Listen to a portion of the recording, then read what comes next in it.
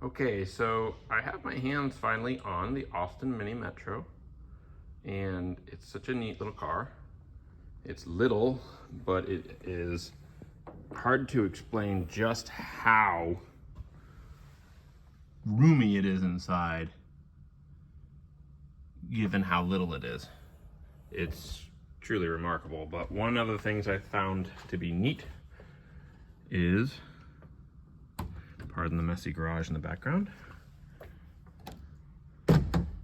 the rear seats, which fold in quite an interesting manner.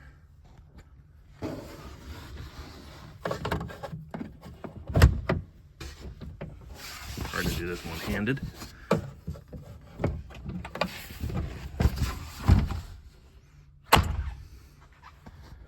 And then